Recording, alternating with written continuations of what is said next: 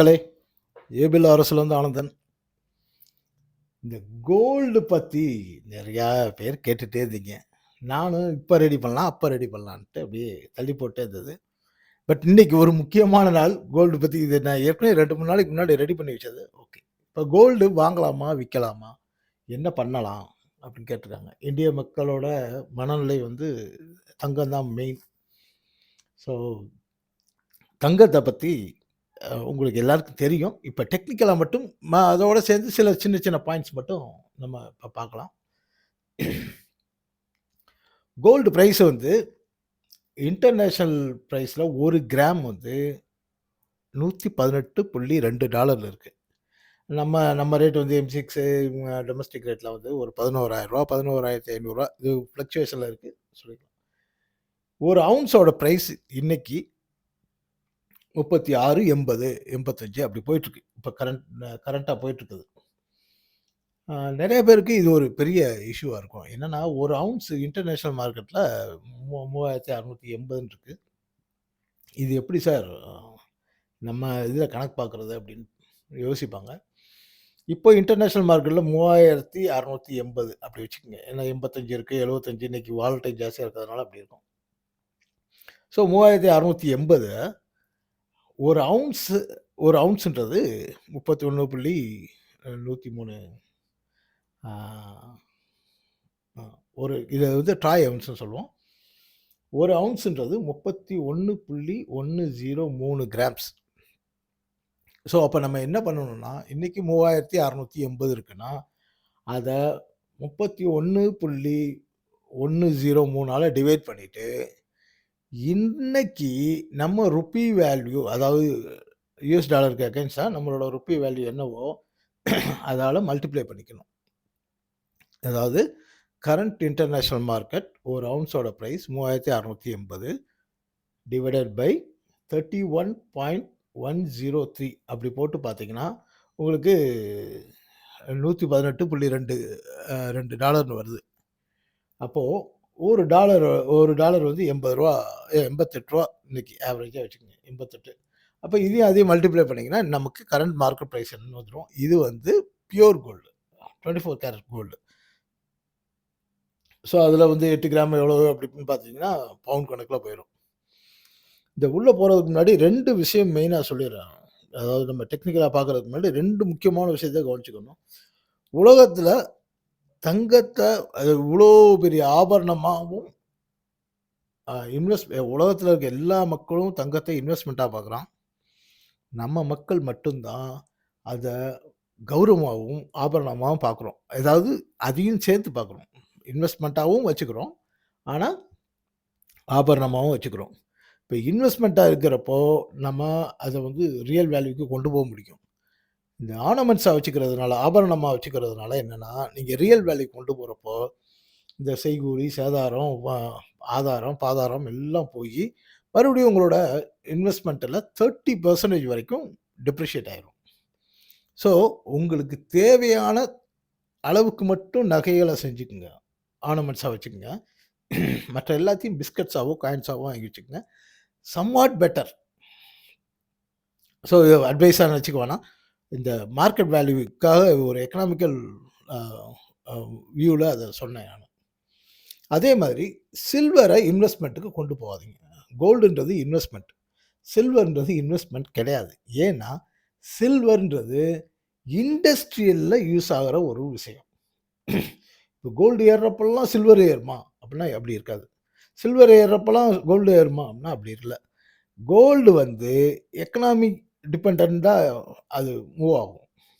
Silver வந்து industrial டிபெண்டன்ட்டா ஏறும். இப்ப இந்த முறை வந்து இண்டஸ்ட்ரியல் குரோத் நல்லா இருக்கு அப்படின்னா, சில்வரோட பயன்பாடு ஏன்னா நம்ம சில்வர்ன்றது நம்மள பொறுத்தவரைக்கும் வெள்ளி தட்டு, வெள்ளி குங்கும சிமிழ், ஆ குழந்தைக்கு குடுக்குற வெள்ளி டம்ளர் இப்படி தான் நம்ம அதிகமா பார்க்குறோம். ஆனா நிஜமாவே அது ஒரு நல்ல கண்டக்டர். அது தேர்ட் லெவல் கண்டக்டர் அது. அதனால இண்டஸ்ட்ரி தான் அதிகமா யூஸ் பண்றாங்க. இங்க பிரைஸ் ஃப்ளக்சுவேஷனே வந்து இண்டஸ்ட்ரிய டிபெண்ட் பண்ணி தான் இருக்கு. ஸோ இது இன்வெஸ்ட்மென்ட் டிபெண்ட் பண்ணி இல்ல. ஸோ அதனால 2யும் ஈஸியா புரிஞ்சுக்கங்க. கோல்டு இன்வெஸ்ட்மென்ட் பேசிஸ்ல போங்க. சில்வர வந்து இண்டஸ்ட்ரியல் பேசிஸ்ல போணும். உலகம் சுபிக்ஷமா வளர்ந்துட்டு போகுது அப்படின்னா, சில்வரும் சேர்ந்து வளரும். உலகம் பிரச்சனையில இருக்குன்னா, கோல்டு வேகமா ஏறும். ரைட். இப்ப நம்ம டெக்னிக்கலா போயிடலாம் மக்களே. அப்புறம் இந்த கோல்டுல வந்து நெறைய பேர் கேட்கறதுனால, ட்ரேடிங்க்கு கேட்கறாங்களா? சின்ன லெவல்ல கேட்கறாங்களா? ஸ்விங் ட்ரேடிங் கேட்கறாங்களா? இன்வெஸ்ட்மென்ட் கேட்கறாங்களா? எனக்கு தெரியல. அதனால ஓரளவுக்கு அப்படியே ஒரு ஒரு ரவுண்ட் அடிச்சு சொல்லியிருக்கேன். அதாவது இப்பொழுதைக்கு இன்னும் சொல்லப்போனா நம்ம தமிழ் செல்வன் சார் விடாம கேட்டுட்டே இருக்காரு. அவருக்காக சொல்றேன். அவர் இந்த மாரி கேட்பாருன்றது தெரிஞ்சதுனால சொல்றேன். இப்பொழுதைக்கு அதாவது ஒரு ஒரு மிட் டெர்ம் டார்கெட் வந்து கோல்டுக்கு $4044 ஒரு அவுன்ஸ் யுஎஸ் டாலர். அதுக்கு முன்னாடி 3755 அங்க ஒரு ரெசிஸ்டன்ஸ் விழுகும். இந்த ஹேர்டில தாண்டுறப்போ கொஞ்சம் அ இந்த ஹேர்டில் இது வந்து 3755 தாண்டுறது கொஞ்சம் சிரமப்பட்டு தாண்டும். ஆனா மேல டார்கெட் அங்க இருக்கு. ஸோ ஸ்ட்ரெயிட்டா நாளைக்கு அடுத்த வாரம் போயிருமா சார்? அப்படின்னா அப்படி இல்ல. கோல்ட பத்தி உங்களுக்கு தெரியும். மேல போவான், கீழ வருவான், மேல போவான், கீழ வருவான். அப்ப ஏன் இந்த டார்கெட்ட சொல்றோம் அப்படின்னா, இந்த இடம் வரைக்கும் போ வேண்டியது இருக்கிறதுனால, நல்லா கீழ வர்றப்போ தைரியமா பர்ச்சேஸ் பண்ணலாம்.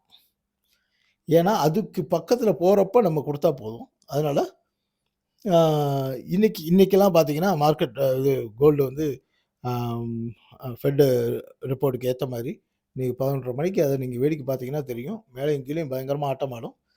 ஸோ என்ன பண்ண போகுதுன்னு பார்த்துக்கலாம். சரி, ஷார்ட் டெர்ம்ல எப்படிங்க? அப்படின்னா, நம்ம ஏற்கனவே அங்க சொன்ன மாரி தான். இது வந்து 3750 அப்புறம் 3880 இந்த 2 அ ரெசிஸ்டன்ஸ் இருக்கு. டார்கெட்ன்னு சொல்லக்கூடாதுன்றதுனால நானு அ ரெசிஸ்டன்ஸ்ன்னு சொல்றேன். ஸோ 3750, 3680 இப்போ மார்க்கெட் வந்து 3680ல போயிட்டுருக்கு. இது வந்து முந்தா நேத்து எடுத்தது. அதனால அத கவனிக்க வேண்டாம். 3680ல போயிட்டுருக்கு. ஸோ, ஆ அத நோக்கி போகும். சப்போர்ட் ஜோன்னு பார்த்தீங்கன்னா, 3625க்கு கீழ குளோஸ் ஆகக்கூடாது. அப்படி க்ளோஸ் ஆச்சுன்னா, ஒரு சின்ன ப்ராஃபிட் புக்கிங் வரும். 3577 வரைக்கும் வந்துட்டு, அகைன் அது மேல தான் போப்போது. அது இதுக்கு தான் சொல்றது. இப்போ ஒருவேள 3625க்கு கீழ வந்தது அப்படின்னா, நீங்க 3580, 3590 பக்கத்துல வர்றப்போ, நீங்க பை பண்ணிக்கலாம். யாராவது இந்த 4000 வரைக்கும் போகும்னு வெயிட் பண்ணணும். அந்த இடத்துக்கு போறப்ப விக்கணும்னு நெனச்சீங்கன்னா, நீங்க 3570 80 பக்கத்துல வர்றப்ப நீங்க பை பண்ணிக்கலாம். இதுக்காக இதுவும் தெரியணும், அதுவும் தெரியணும்னு சொல்றது. ஓகே. இத தவிர இந்த ட்ரேடர்ஸ்க்காக சொல்லணும் அப்படின்னா 36.75 அது நான் போடுறப்போ அது ரெசிஸ்டன்ஸா இருந்தது. அத பிரேக் பண்ணி உடைச்சு மேல காமிச்சுட்டான். ஸோ நிச்சயம் அடுத்த டார்கெட் அடுத்த ரெசிஸ்டன்ஸ் 37, 37 ஏன்னா ஒன்ஸ் இங்க சிக்னல் குடுத்தாச்சு. ஆ முந்தா நேத்து நெனைக்கிறேன். எஸ் இத ரெடி பண்றப்போ முந்தா நேத்தே அதுக்கான சிக்னல் குடுத்தாச்சு. மேல போறேன்னு சொல்லிட்டாரு. ஸோ, அதனால இன்னைக்கு வாலட்டைல்ல வந்து அடுத்த ஸ்டெப்புக்காக இது போகும்.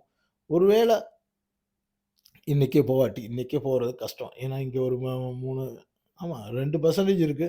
ஸோ, இன்னைக்கே போனாலும் ஆச்சரியப்படுறதுக்கு இல்ல. ஆ இதுல வந்து சப்போர்ட்ன்னு பார்த்தீங்கன்னா, ஆ 3627 இந்த ஏரியா வர்றப்போ நீங்க இந்த ட்ரேடர்ஸ் பை பண்ணிக்கலாம். ஏன்னா, அப்போ ஓவர் சோல்டு ஏரியாவுக்கு வந்துரும். இங்க வச்சு பை பண்றீங்கன்னா, இந்த இந்த ஜோன்ல பை பண்ணீங்கன்னா, உங்களுக்கு ஒரு ஸ்டாப் லாஸ் பக்கத்துல வச்சிருப்பீங்க. ட்ரேடர்ன்றதுனால. ஆ ஒருவேளை இதுக்கு கீழ குளோஸ் ஆச்சுன்னா, 3580 வரைக்கும் போறதுக்கு சான்ஸ் இருக்கு. இப்போ இங்க பாருங்க ட்ரேடருக்கு இங்க 3580 சப்போர்ட்டுன்னா, இங்க பாருங்க. ஆ ஷார்ட் டெர்ம்க்கு 3577 2மே 2மே இந்த இடத்துலயும் அப்படிதான் இருக்கு. இது வந்து நம்ம நம்ம கால்குலேட் பண்றதுல டெக்னிக்கலா என்ன சொல்லுதோ, அதுபடி தான் சொல்றோம். ஸோ பாருங்க இங்கேயும் சப்போர்ட் ஜோன் இதுவா இருக்கு. இங்கேயும் சப்போர்ட் ஜோன் இதுவா இருக்கு. ஆ ஸோ கோல்டு இன்வெஸ்ட் பண்றவங்க ஒரு சின்ன ஃபால்ட் ஏன்னா இப்போ கொஞ்சம் ஓவர் பாட்ல இருக்கு. அதனால இன்னொரு ரீடெஸ்ட்டுக்கு வந்துச்சுன்னா பை பண்ணிக்கங்க. 4000 வரைக்கும் நீங்க ஹோல்ட் பண்ணலாம். ஷார்ட் டெர்ம்க்கு ஷார்ட் டெர்ம் ட்ரேடர்ஸும் இத ஃபாலோ பண்ணிக்கங்க. 3620 ஏன்னா இன்னைக்கு அதோட வாலட்டைல்ல நீங்கலாம் உள்ள போயிட்டு சிக்கிட்டு சிதறிறக்கூடாது. அதுக்காக.